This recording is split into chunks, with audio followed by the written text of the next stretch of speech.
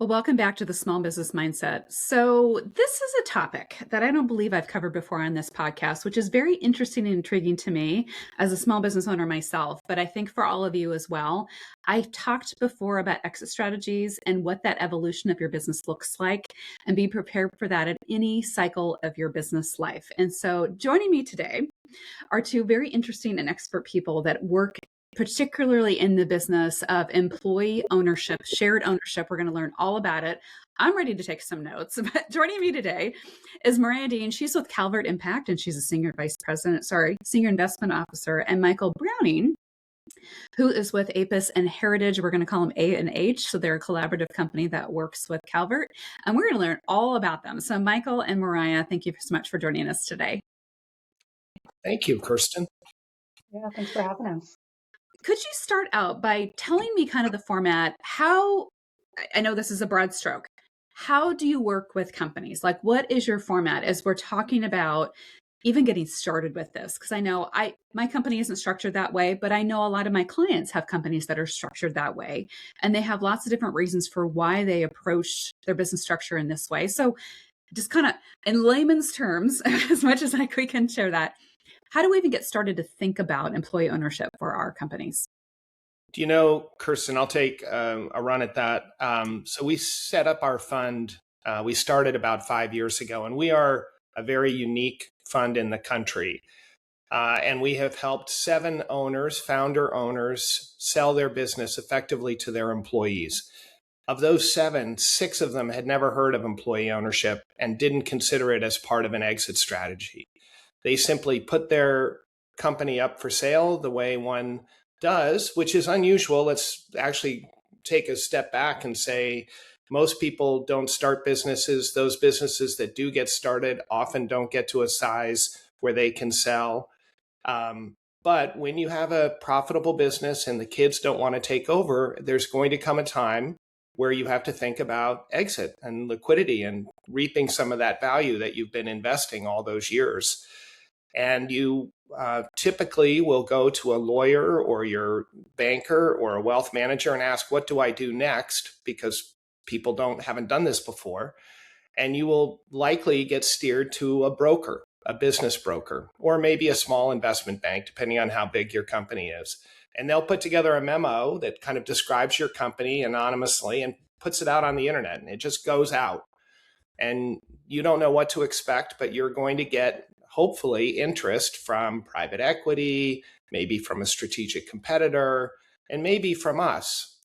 And our offer comes across looking a lot like private equity. We offer you a price for your company. We tell you the terms, and you decide whether you want to work with us or one of the other people offering for your business. We hope you'll work with us. We think we pay a fair price. But once you look under the hood, you realize that if you work with Apis and Heritage, it won't be a private equity fund that captures all the wealth from your company going forward. It'll be your employees.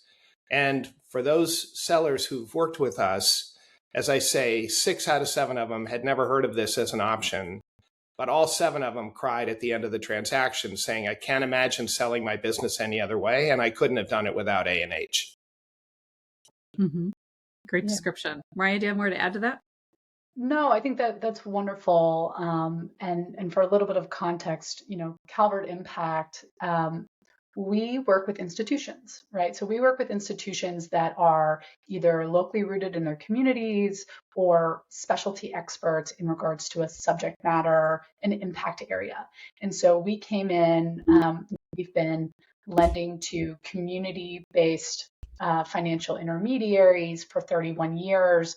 Often those who our borrowers work with small businesses. And when we learned more about the work that A&H was doing, we got really excited because we recognize that, we're in this moment where in the next 5 years, 3 million small businesses that employ 25 million employees across our country are going to be changing hands, right? So this is a really critical moment where we have this opportunity to ensure that 1, these businesses stay open, and 2, that these jobs get retained in communities, and that there's an opportunity for the wealth to be transferred, not just one to one, but from one to the employee set, which is a really important and meaningful impact opportunity so that individuals who kind of historically wouldn't have had access to buying small business assets are able to do so and be able to generate wealth off of the efforts that they've been putting in and day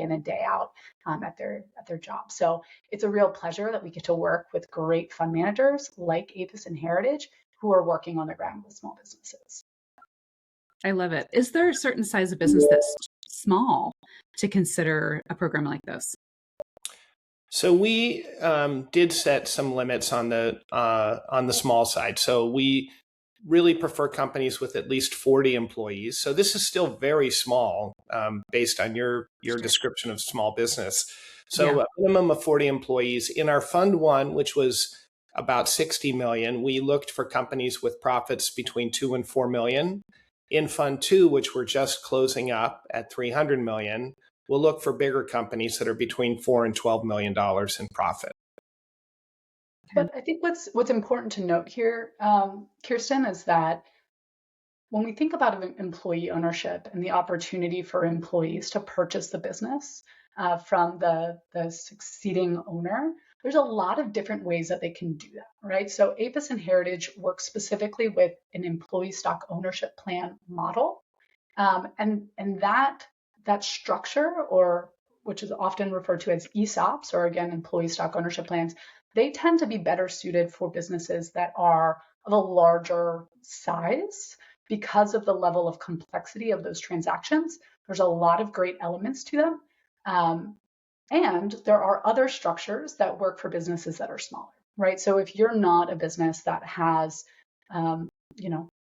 3, 4, 5, 10 plus million in EBITDA or profits, you can look at often other structures like worker-owned co-ops, employee-owned trusts. There are other structures or models that can allow you to sell your business to your employees that is outside of this ESOP structure that A&H is the expert in.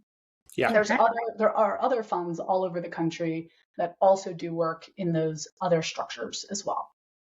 So as I'm connecting the dots here, so if you have a company where you have an owner that wants to exit and is looking at the structure, but you have employees, if I'm reading between the lines here, you have employees that don't have the equity, they don't have the capital to go buy the company outright, they would connect with organizations like you to get the capital and structure that in order to buy the business.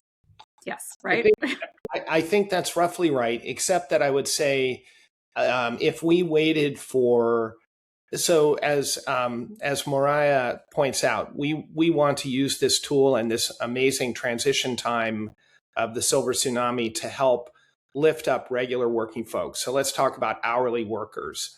So all of the companies we look at have significant hourly workforces because today, 49% of Americans aged 55 to 65 tell the U.S. Census they have nothing saved for retirement.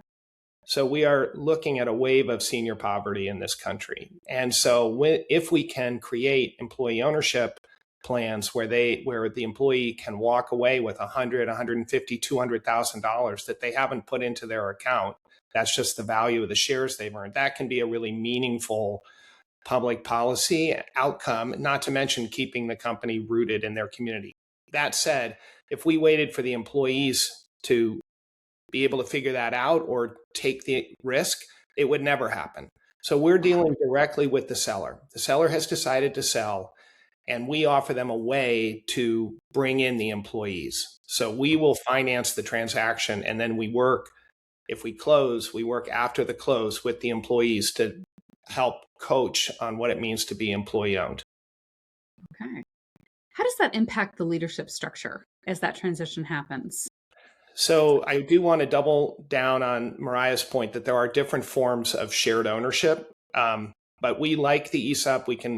I can happy to explain why, but the ESOP structure leaves the hierarchy in place. And so we often tell, one of the first messages we give a workforce is, if you reported yesterday to Jose, you report tomorrow to Jose. If you oversee Laura, you still oversee Laura. Like, that doesn't change.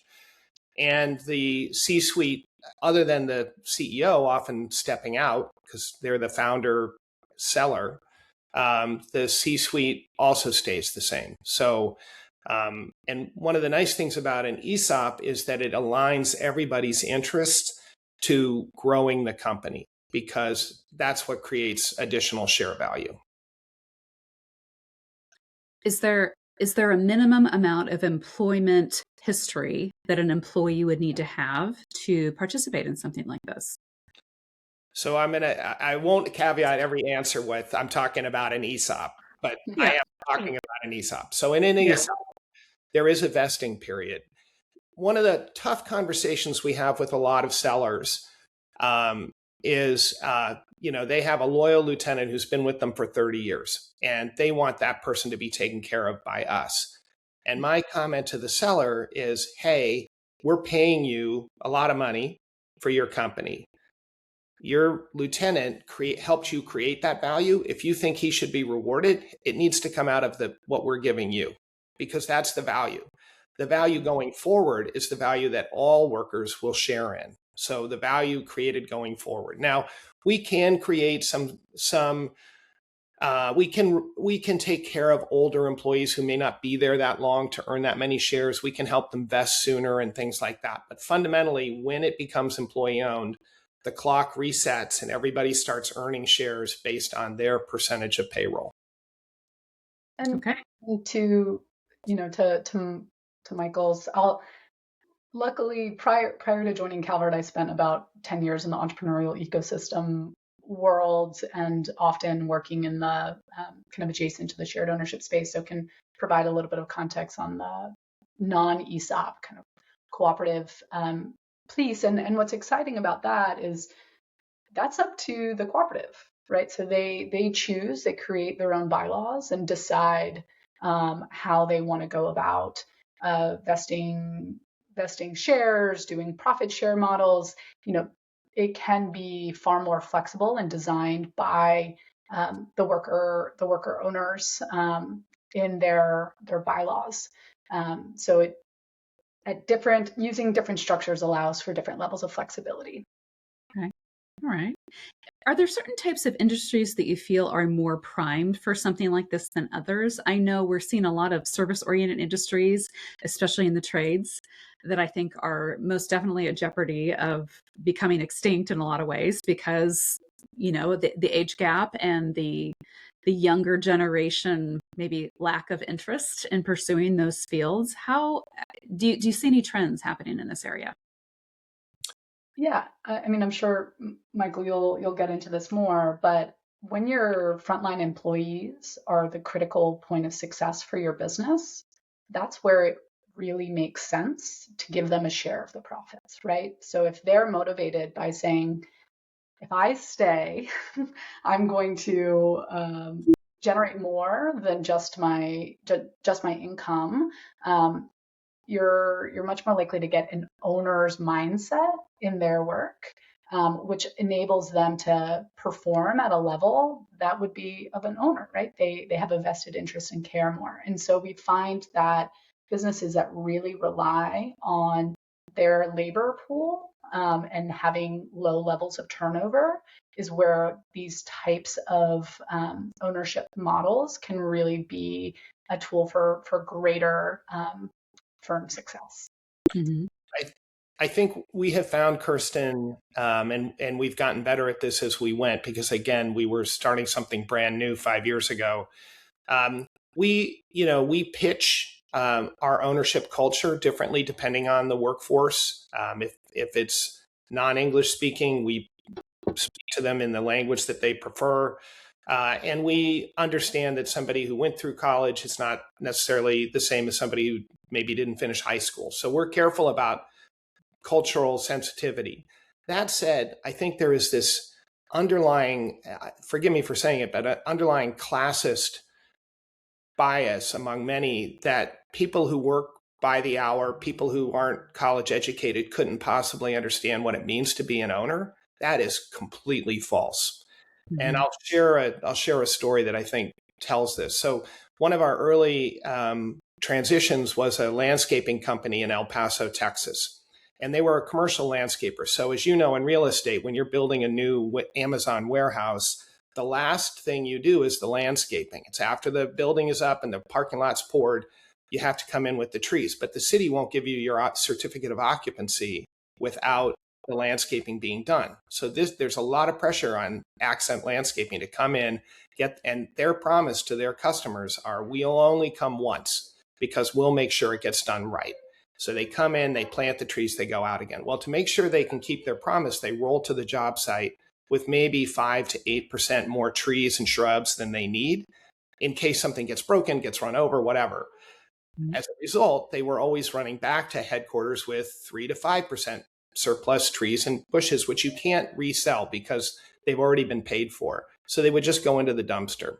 About 2 years after becoming employee owned, one of the frontline guys, the guys digging the ditches, laying the irrigation, went to his supervisor and said, if we were a little more careful with these extra trees, we could take them back to the nursery and we could get 50 cents on the dollar. And the supervisor who was telling us the story said, I thought about it. I realized it'd be a little more work, but it would be worth it. And we started doing that a quarter ago, and we're saving thousands of dollars a quarter in tree costs. And he goes, here's the thing. That guy in the old days would never have bothered telling me that, because what was in it for him? He didn't care. And actually, it made his life a little harder to make sure the trees got protected on the way back. And I would never have listened to him because I was trained to listen to the people above me and tell the people below me what to do. And that's all changed now that we're employee owned. What a great story. Yeah. Wouldn't even have thought about it that way. I mean, I think just the mindset changes and the culture changes in a company when you have a vested interest in a financial gain to be had from it. It's really good.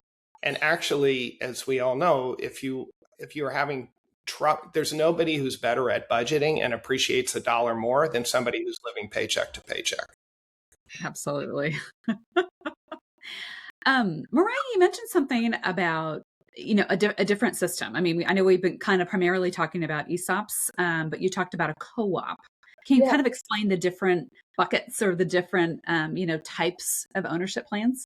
Yeah, and I might pull Michael in a little bit on this. I will caveat that I am not an expert, right? Like we're at Calvert, we are generalist, but take opportunity to learn and dive deeper.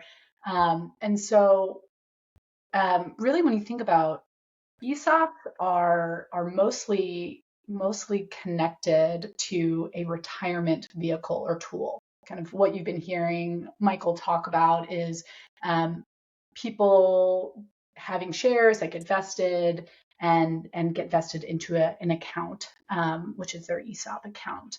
And that's a unique model. Outside of that, in the worker-owned cooperative model, this often is a one share, one vote model.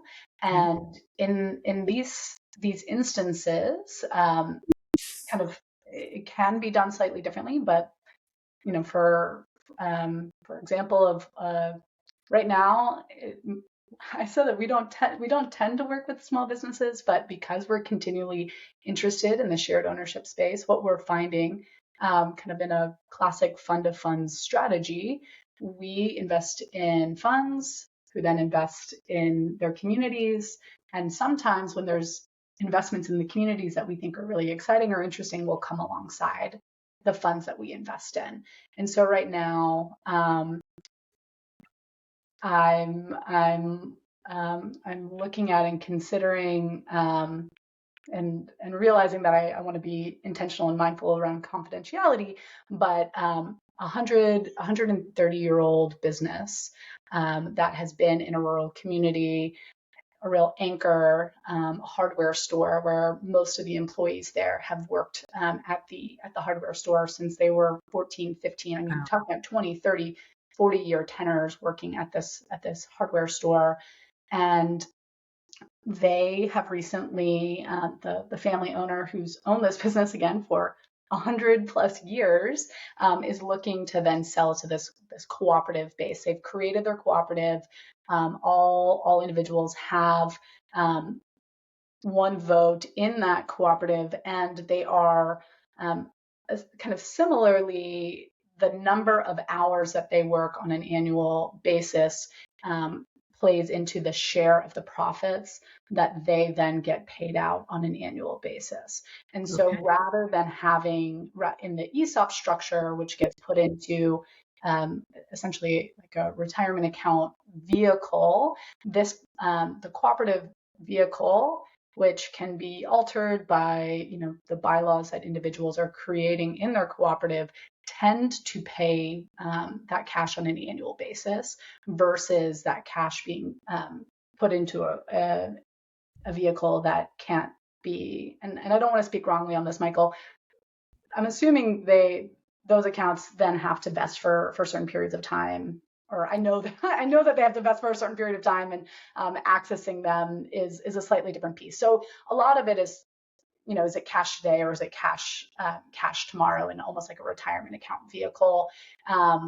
Employee-owned trusts are, I would say there's kind of three major buckets, right? You've got the ESOPs, you have cooperatives. Inside of that, you can have everything from the grocery kind of producer, the grocery co-ops that you might see in your community, a producer co-op, which is very common in a lot of farming communities and cultures. And then you've got the worker co-op that all kind of fall under this cooperative, one share, one vote, often paying cash on an annual basis. And then the third bucket is really employee-owned trusts or perpetual trusts, which is a relatively newer model here in the US, but one that has really been significant in the UK due to some of the policy positions in the UK.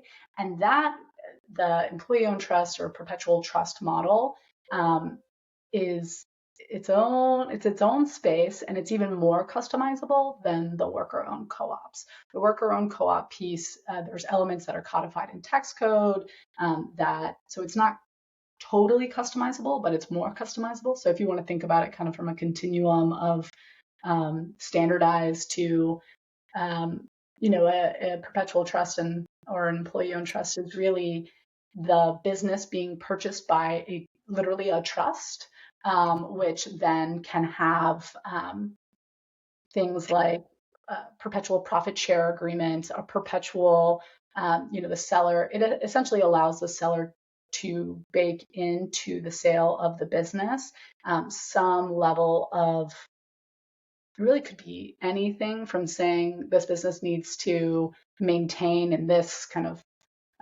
subject matter, or it needs to be able to pay out to the employees with a profit share in this way or this, whatever. It's quite flexible. But those are what I would call kind of the three primary buckets in the employee ownership space. And you can learn a whole lot more about that from the real experts, I would say, at groups like Project Equity or the Democracy at Work Institute. Those are two kind of wonderful, and maybe the third I would bring up is the National Center for Employee Ownership, or NCEO. Those are, when I think of where are the primary resources if you want to dig in and learn more about these three different employee ownership models and explore what might be a good fit for you or your business if you're thinking about either. And I would encourage folks, and I'm sure you've talked about this in succession in previous podcasts, and you even said it earlier. You need to be thinking about your succession stuff well before you want to be exiting the business. And it's always good to have an exit plan, and having a longer runway to set up some of these models can be helpful. I mean, Apis and Heritage is really bringing a solution package to really expedite these transitions in a way that adds a lot of efficiency to the space and ensures that more of these transitions can happen. And historically, sometimes these things take longer, right? And maybe less so on the ESOP side, more so on the worker-owned co-op and the employee-owned trust side. But I'll also say, don't wait till the last minute. It's good to start thinking about these things early, and three places that you can get resources to think about it are Project Equity, Democracy at Work Institute and the National Center for Employee Ownership. Okay. That's Thank you. that's an excellent list of resources. I would point out two things about ESOP. It has been around for 50 years. It was part of the ERISA legislation way back when, so it has a track record, which makes it less experimental. It also comes with significant tax advantages. So when we turn a company into 100% employee-owned business, that business no longer pays federal tax, and in 44 out of 50 states, no longer pays state income tax. So that's a significant advantage to the transition and to the employees in that format. And ESOP has also proven to be robust even into very large companies. So I sit here in the San Francisco Bay Area. Our local waste hauler is a company called Recology, a $1 billion revenue company. They're 100% employee owned. Public Supermarket is the largest employee-owned business in the country. 226,000 workers are owners. So it's a robust structure, especially as, and this is what Moriah is saying too, as you get to be bigger. Mm-hmm. Is there any program that exists for, I'm thinking, okay, so my business, I employ all contract employees. And I know firms that are larger real estate firms than mine actually meet some of the financial and employee criteria, but they're not employees, they're 1099 employees. Is that even an opportunity to approach something like this?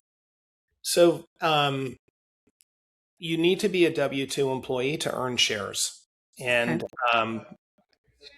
and that's for the tax code reasons. So we look for companies that do have employees. Now the employees, it's typically 1,000 hours a year in work, which is roughly 6 to 7 months of full-time work.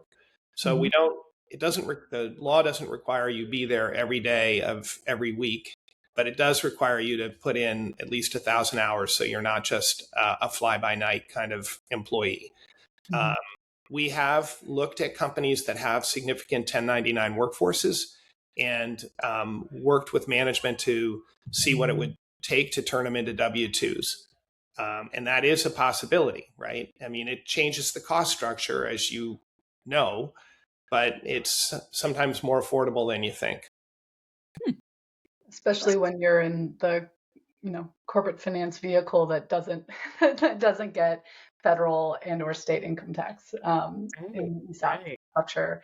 And Kirsten, unfortunately, I'm not. I don't know for the cooperative side. I suspect that kind of similar to what Michael has talked about, that being full-time W-2 is probably the way that most of these businesses go about. And even if that's not the case at the time prior to the transition, that's likely the structure that most folks would be looking at post-transition. Makes sense. I'm glad you brought up an example of more of a rural America. I think we're facing that, myself being in Kansas, the bulk of our state, at least geographically, is in a rural community. And we see those small communities, if the major employer goes away, then the community dies. I see this definitely as something that can be a gift for them to consider.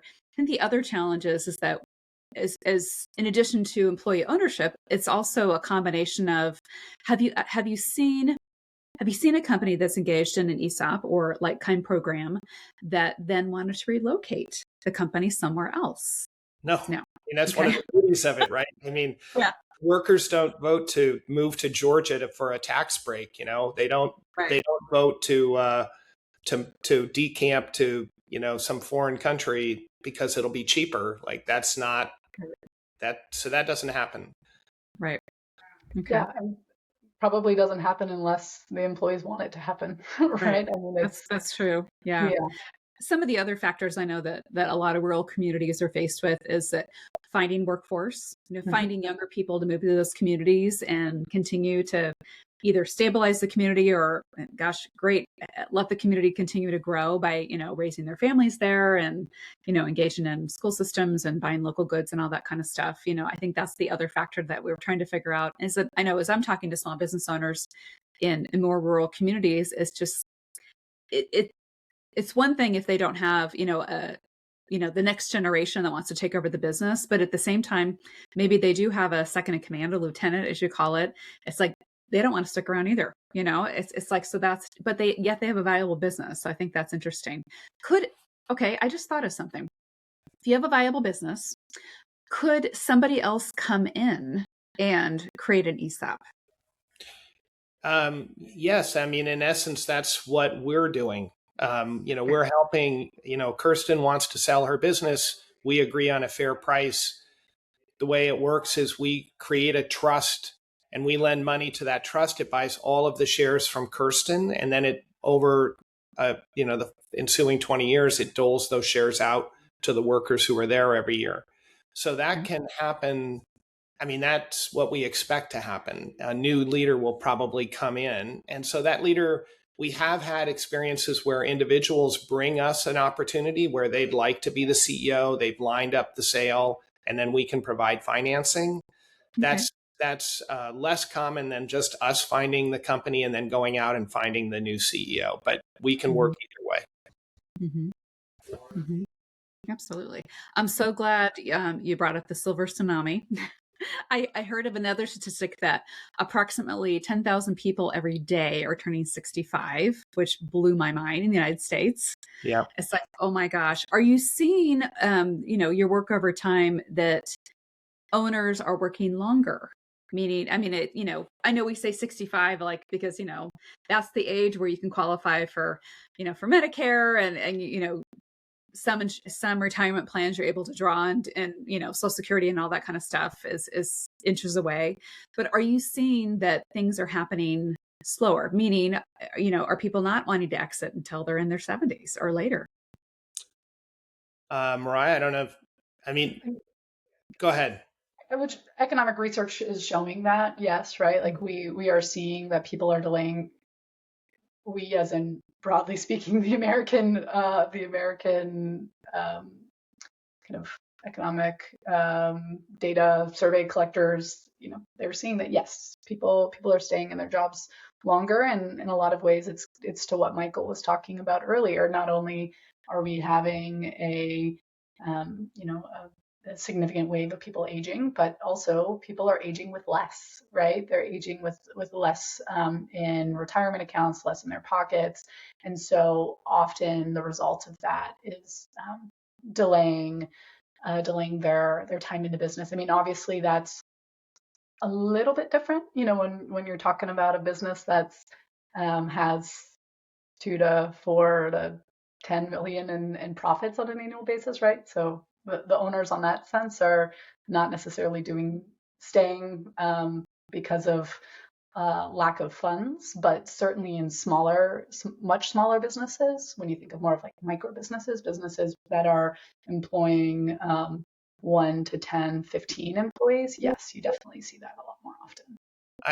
I will share with you. So we tend to get people when they're ready to sell. So we're not having to talk somebody into selling because they've already made that decision usually. But I will share with you that we helped convert a commercial nursery in rural Oregon into 100% employee ownership. And the woman there, who's a fantastic entrepreneur, had started the business on her family farm 30 or 35 years ago. And she said, I couldn't imagine selling my business to private equity. I've seen them wreck too many nurseries around the country.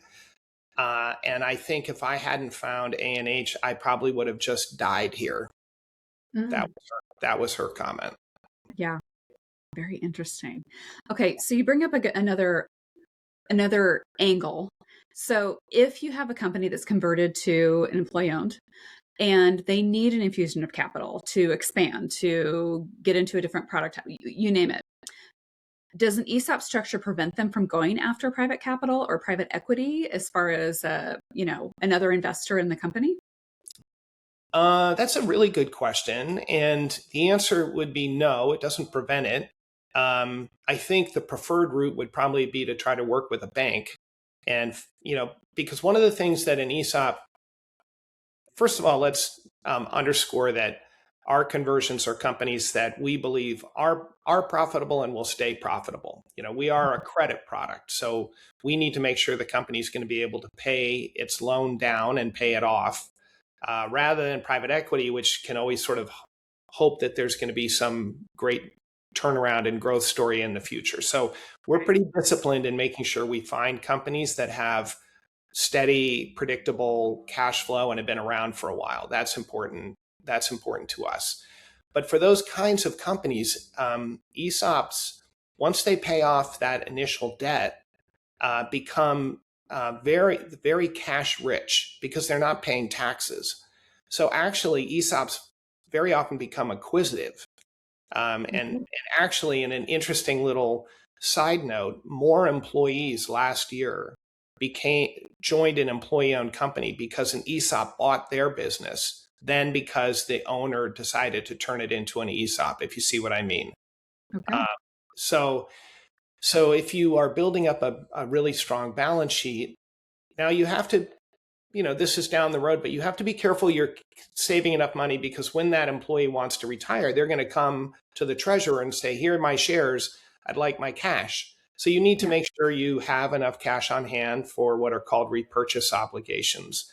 But by and large, well-run employee-owned companies become cash rich. And so they don't need to go to private equity for growth. Interesting. I mean, think about it. Not only are they not paying taxes, but they also don't have a single owner who's sweeping all the surplus profit every year. Right. And so their balance sheet becomes very strong pretty quickly. I will note, when it, and again, Michael and I both live primarily in deploying credit products and debt land. And so that's going to be the space that I know best. But when you think about worker-owned cooperatives versus ESOPs, one of the things that is a challenge, just being of note, is accessing some of the more traditional financing tools through things like the Small Business Administration. Places that require that there is a single owner that provides a guarantee towards the loan. Often a cooperative that does not have a single owner to provide a guarantee is going to struggle to access those tools. But there are lots of community development financial institutions, which are often nonprofit banks or nonprofit financial institutions, which, Kirsten, if you've never had somebody from the community development financial institution world or network on the Small Business Mindset podcast, I would strongly recommend that you do so. It's a network of over 1,400 loan funds all across the United States that provide financing to small businesses that generally can't access that financing from traditional bank sources. And so if your bank is saying, hey, we need a single guarantor, we're not able to utilize our SBA lending products for businesses that are owned by a large number of employees. There are different, again, kind of CDFIs is the term, or that do specialize in lending to cooperatives. And one that's not so far from your neck of the woods is Shared Cooperative Capital, which is based in Minneapolis. They serve the country, but just a little bit north of y'all. Yeah. Good advice. I thank you. Any final thoughts as we wrap up our conversation today that we haven't covered? As far as I know this is a complicated topic. I thank you for bringing it down for us so we can kind of dissect exactly what that means, because I know for a lot of us it is confusing how this all comes together and the complexities of that. So I thank you very much. I will make sure, most importantly, to include your information in our show notes so they know how to reach out to you. But any final thoughts as we close today? I'll go first. So first of all, I have worked one way or another with startup entrepreneurs for the last 25 or 30 years. So I have a huge admiration for your audience, for the people, for people who set up businesses and help them grow. And no doubt at some point along the way, maxed out a credit card to make sure payroll got met or some piece of equipment got bought. So a huge admiration for people who create businesses. And by the way, as you know, as your notes say, employ a huge number of people across this country. So we are, as you started this podcast, an exit strategy for that entrepreneur. And what I sometimes say is, the first generation of wealth that a successful company throws off should go to the founder, the person who took the risk, the entrepreneur. But think about where the next generation of wealth should go. Do you want it to go to investors in New York or in Miami? Do you want it to go to your competitor? Or do you want it to go to the people who show up every day driving the value that is your business? I think it's pretty compelling when you can work out a way to make sure the employees are the long run beneficiaries. And by the way, if it matters to you, we call our fund the Legacy Fund because if you sell to your employees, your business will never have to get sold again. So we think we're building 100-year businesses when we help owners go through this transition. What a great final thought. Thank you so much. I want to thank you again for your time to join us today. This has been a really interesting, I took a lot of notes, conversation. I'll make sure to include those in our follow-up. And just thank you so much for your time. I really, really appreciate it. I look forward to connecting with you again soon. Thank you, Kirsten. Yeah, thank you, Kirsten. The only thing I would, my last comments is, don't let the complexity scare you, right? So at the end of the day, like Michael mentioned, what do you want your legacy to be? Do you want your legacy to be rooting a successful business in your community for generations to come? Do you want to empower the individuals that you've been working with on a day-to-day basis to create the wealth that will enable their family and your community to be successful for generations to come? A great way to do that is to think about employee ownership as a mode for succession. I love it. Thank you.